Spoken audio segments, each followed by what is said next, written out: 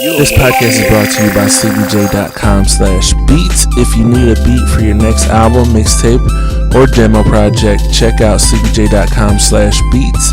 That's sleepej.com/beats. Warning, this podcast may offend some people unintentionally, so if you get offended easily, you are advised to turn off now. And if you're still here listening, thanks and enjoy the show. What's up with it, world? It's your boy CBJ. You tuned in to Sleep Talkin. I appreciate each and every single one of you guys. Thank you for watching me on Sleep Vision. How's everybody doing this week? I hope everyone is, alive and blessed and happy and doing well. This week kind of been a slow week in media. Not a whole lot of things that I really cared to talk about, but I still wanted to do this episode for you guys. So I did pull out a few topics that I kind of wanted to bring to light, and I got some new music that I want to talk about. Not my music, but new music that I want to shed some light on. With all that being said, guys, let's just get into it. There was a 21-year-old girl that got into the wrong car thinking it was her Uber. So, guys, if you out here, you've been drinking, or even if you haven't been drinking, pay attention to the cars you're getting into. I know it's easy to call a Lyft or an Uber or whatever services that are out there right now that you can just hail a ride and be like, oh, yeah, I don't have a car, but I can hit this Uber up and get in the car and go to a bar or a club or go to someone's house. When you do that, I know people that do use them. I know people that like to use them, that are big advocates for using them. And I'm just telling you guys, be careful. This young lady, she was 21 years old in college. She thought this was her Uber car. Next thing you know, she was missing for a few days. She was found in a wooded area in South Carolina. So you guys got to be very, very careful when you do these things. Be responsible. Be aware of your surroundings. Try to make sure what the car that you're getting into is the right car. Just a cautionary tale, man. I found it it's really sad. I'd be mortified to hear something like that happen to one of my sisters or one of my cousins or anybody that I knew. I'd be really upset about that. So I just, want you guys to be safe, be smart, be aware of all your surroundings. Yeah. Even if you do know it's your Uber driver, you don't really know who you're getting into. So you should probably let someone know, hey, get in an Uber. Here's my Uber driver. At least that's what my wife does. She lets me know whenever she takes an Uber who's the driver. She sends me a screenshot of who it is and all that. So at least I have somewhere to start if something does happen. Hopefully you guys have your own way of letting people know what you're doing with that. Another sad and unfortunate news. There was a 19-year-old kid who went to the wrong house and was killed. The situation was this: a 19-year-old kid just moved to a new area, wasn't really familiar with it, got dropped off by his Uber or Lyft driver, whatever it was. They dropped him off. He walks up to the door. He's FaceTiming his girlfriend, knocking on the door, trying to get in the house.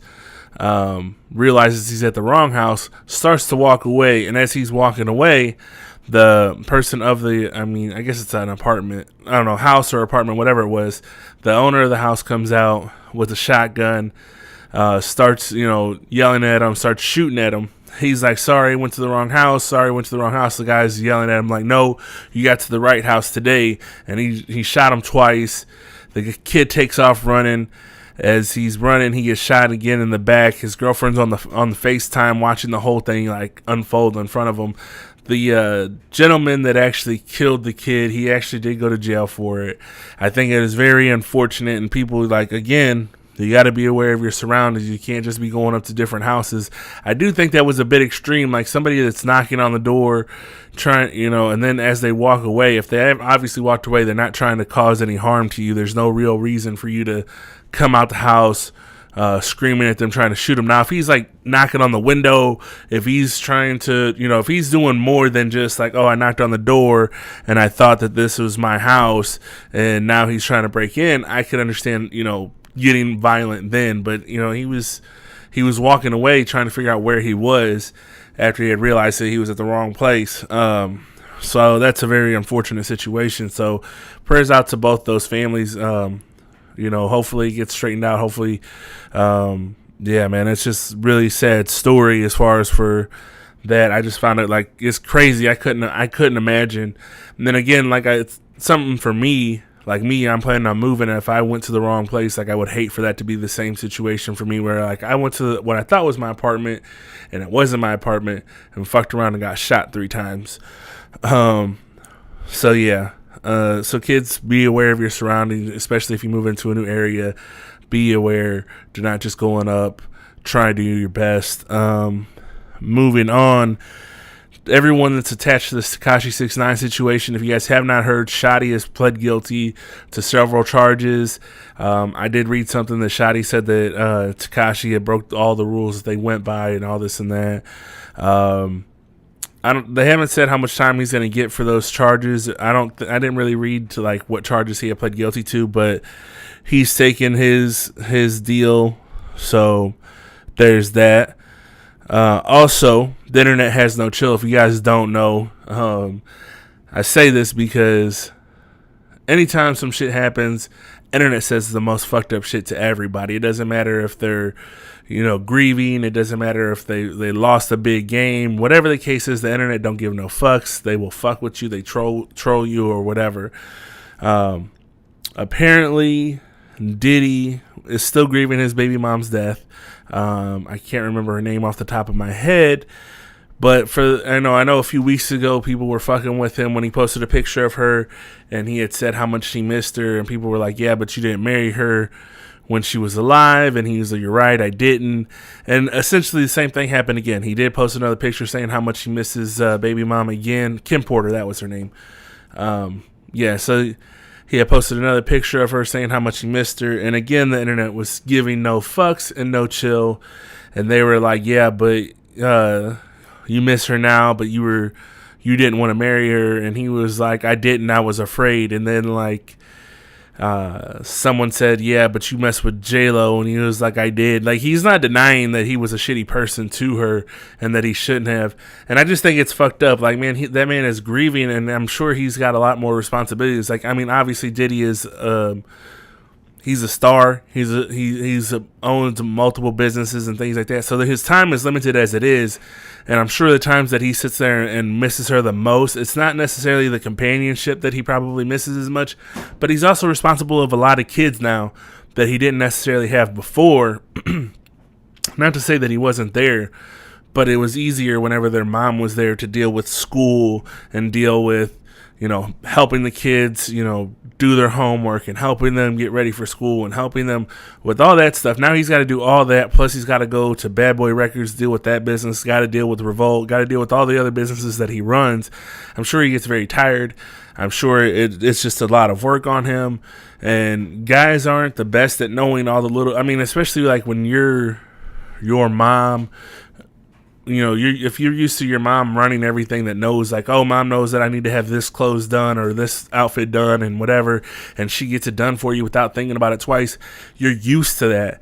And he's not used to that. He's still learning on the job, so to speak, on how to deal with his kids, all the little things they like, all the little things they don't like, how to deal with tantrums, how to deal with emotions and things like that, because he's used to dealing with adults and being the person that he is. I'm sure he's not used to dealing with kids, and he's got all these kids. He's got some older kids that are doing, music and things like that, and I'm sure they're trying to help him out with what they can. But it's just like a hard situation, I'm sure, for him to do. I actually feel bad that everyone kind of keeps messing with him for that. Especially, like I said, they keep bringing up like, but you didn't want to marry her, or you didn't treat her very well when she was alive, and things like that. Like, hindsight's 20/20. Like, after the fact, you can realize, like, man, I really fucked up. I shouldn't have treated her like that. So I feel bad for him for that. Moving on, let's see what else happened. April Fool's gone wrong. People have been like, this is the first time I ever heard this. Like, a lot of people apparently are upset with the, "Hey, I'm pregnant" jokes. And apparently a lot of people got mad at Justin Bieber this week because he did a prank saying that his wife was pregnant. So people were mad at him for that. Claudia Jordan was, in trouble for acting like that. And I personally think that it's crazy that you guys are that upset over it. Like, I get there's people, because here's the problem that a lot of people are having. People are having the problem that a lot of people can't have kids. Not a lot. 1 out of 4, which is, 25% of people, I guess it's a lot, can't have kids, and it's hard for them to deal with. And so they find it insensitive that, people play this cruel prank on people. And I can see how it hurts your feelings, but I feel like you're not a part of that joke, or even, I mean, I don't know. I think they're being crybabies too much about that. I have a hard time empathizing in things I don't understand. I'm not in a situation where I want kids or I've been trying to have kids, so I don't know what it feels like when you want something like that and you feel like you can't have it, or I don't have that much weight in my life where I feel like if I don't get this, I'm not fulfilled. As far as for having a child. Like, I know people feel like if they can't have kids, they don't feel like a whole person. I don't understand that. And I'm not trying to, because again, that's not what I want out of life. That's not what I feel like is my purpose in life.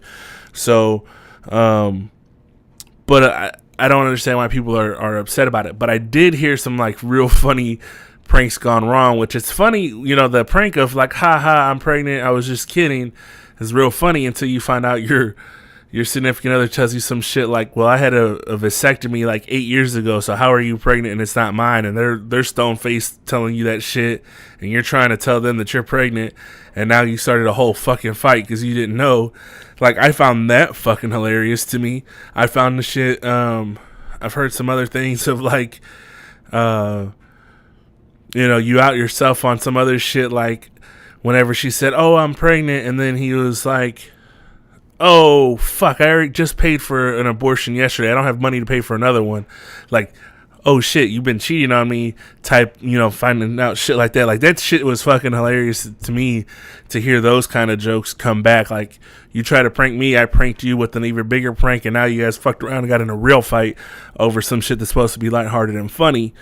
So, when you do these pranks, guys, be aware of what kind of worms you might be opening when you do that type of thing. But, yeah, that was all I really had to say about that. Moving on, the B-Hive went after Omari Hardwick over a hug and kiss that he gave Beyonce. Now, if you guys have not seen, there was the, I think it was an Image Awards. There's some sort of award ceremony going on over the weekend. Omari Hardwick, he's an actor. He plays Ghost on the Starz TV show Power. And Jay-Z and Beyonce are sitting there. They're meeting people. They're hugging, taking pictures, all this stuff. Amari hugs her, gives her a kiss on the cheek, and then as he's backing away, he goes to give her another kiss on the cheek, but it's kind of an awkward, like kind of on the border of her lip mouth, and it kind of was awkward. She kind of gave an uncomfortable look, which I think there's a lot of speculation of like, oh, I can't believe that Omari tried to kiss her on the mouth, or he was doing so much. I think it was a genuine, he tried to give her a kiss as he greeted her and as he was getting ready to leave. And I don't think that it was intended to kiss her on the mouth. I don't think he tried to do anything like that. I think the B-Hive and everybody made it a big deal out of nothing. I think personally that the situation was just a generic, greeting, hello, hi, how are you, and goodbye situation. And I think the awkward look that she gave might have been, maybe it was like, oh, that was a little close to my mouth. That's not cool. Or maybe there's like 20 people behind Omari that's trying to get in there, take a bunch of pictures, that she's like, fuck, I got to keep taking all these pictures and hugging all these people. You don't really know. She never said anything about it. I'm sure if there was a situation, she would have told him that wasn't okay. I'm sure Jay-Z would have said something. I'm sure her bodyguard would have said something. So there's no need for everyone to drag Omari for that situation, in my personal opinion. I personally thought it was stupid that's what everyone was upset about. And now here is the bulk of my podcast today. I didn't really want to spend a whole lot of time on it because at this point I'm getting a little fatigued of the story. But if you guys haven't heard, Nispey Hussle was shot in front of his store in LA, and there's more stuff that's being found out. Today I found out that when he got shot, he was actually picking out clothes for a friend that had just gotten out of prison. So that's a horrible situation. Like, man, he was trying to do a good deed and he got shot and killed in front of his own store. Also, they did find and capture the guy, Eric Holder, who is the suspect for killing him. He's the one that they believe that shot him, or shot Nipsey Hussle. And I personally just think it's a really sad situation for the culture of, like, well, for society, for hip hop and everybody, because for those that don't know, because I've seen, like, everyone keeps saying, or all the news media keeps saying rapper Nipsey Hussle was killed, or LA rapper was killed, and nobody's really saying, like, the great things that Nipsey did. Like, I mean, hip hop sources, if you are a hip hop head or music head, you know all the things that Nipsey Hussle did. Nipsey Hussle was very big proponent of owning your own stuff. You know, when he was first coming up, when he first got his record deal that he had way back in the day, he was like, you know, most people, when they get their record deals, they get their money, they go out, buy a bunch of change, buy a bunch of cars. He went out and bought the place where he used to sell his drugs in front of when he was a kid. And he was like a very big proponent of like buy back the neighborhood, keep your community going and things like that. And then on top of that, he was also known to occasionally pay for people's funerals that were, you know, victims of gang violence. If someone was homeless or needed a job, he was known to give them jobs in his little mini mall. Plus, he had a think tank that he was trying to help black kids get into science more. So he had like this incubator warehouse where he would rent out space to all these people that are trying to come up with technology apps and different things in technology, trying to teach the kids like, hey, you can be black and you can be great and you can learn all these smart things. Trying to change the stereotypes of all black people do is play sports and rap.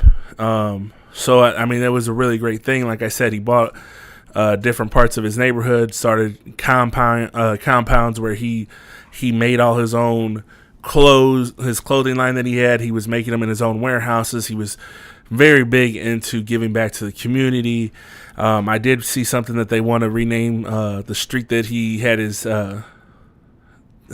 business on to Nipsey Hussle Drive or something like that. I don't know. I know they want to rename that intersection, and I don't know if that's a good thing or a bad thing. I mean, I guess it's kind of cool for the memory aspect of it, but I don't think it's necessarily needed either, because he loved his community so much that I don't think he necessarily would have wanted that.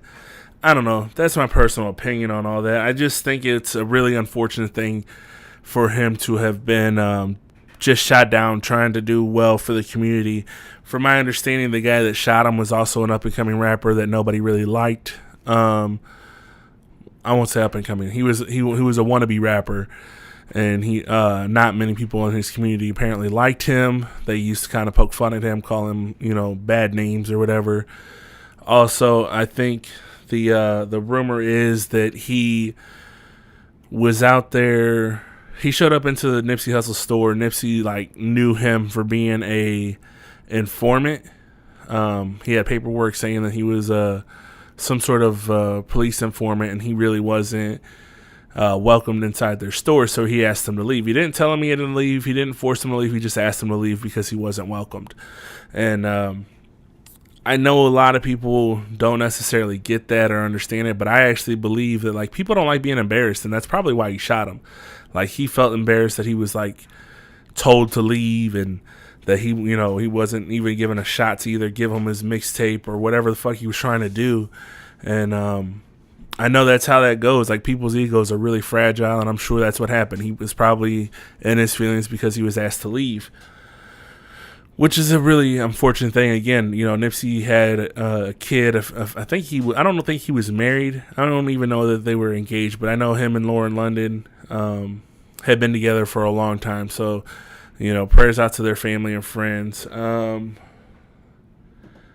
Is there anything else I really want to talk about that situation? Like I said, I'm on fatigue. I've seen so much of it in the news and on all my media. Yeah, man, it's a really sad thing for him, for the community. I think that there's a lot to have been gained with him being around, and now that he's gone. Also, you can really tell how much he impacted, because he wasn't a mainstream rapper in the sense that where you knew the name from a lot of things. You had to be either really into hip hop or probably be from the same city to know who he was. Because in general, he didn't have a song on the radio that I can recall. He might have been on a feature here and there, but for the most part, the music I heard from him wasn't radio, you hear it in the club or anything like that. So, at least not anywhere in St. Louis. I mean, I could be wrong other places, but in St. Louis, I don't hear that kind of music on the radio. until he had passed away. But yeah, that's all I'm going to say about that situation. Sorry that this, if you feel lackluster, I tried to get a lot in. I didn't want to overrun it. I'm fighting against the clock right now. But I do want to talk about new music. I haven't checked this out, but August Alsina has a new album out called Forever and a Day, so I'm going to check that out. Saweetie has an album called Icy out. Birdman, Juvenile have a new album out called Just Gangsta, so those are the albums that I'll be checking out this week. After I check them out, maybe next week I'll give you guys a review of what I think about them, unless something else comes out. Like, really, this past week I kind of been just revisiting some albums that I enjoyed on my own. The Vibe Higher album by Snow was pretty much the only thing that I had in my rotation right now. But that is my episode, guys. Please, if you want to support my podcast, please go to anchor.fm/sleeptalking. Hit the support button. Pick the tier you want to support us at. I appreciate it. It helps me to continue to do these podcasts for you guys. If you want to follow me on Twitter, follow me at SleepyJ. That's SLEEP_E_J. Follow me on Instagram at SleepyJ. That's SLEEPEJ, all one word on there. I am always happy to interact with people. I'm always doing different things. And until next time, guys, I salute you guys, and I'll see you next time.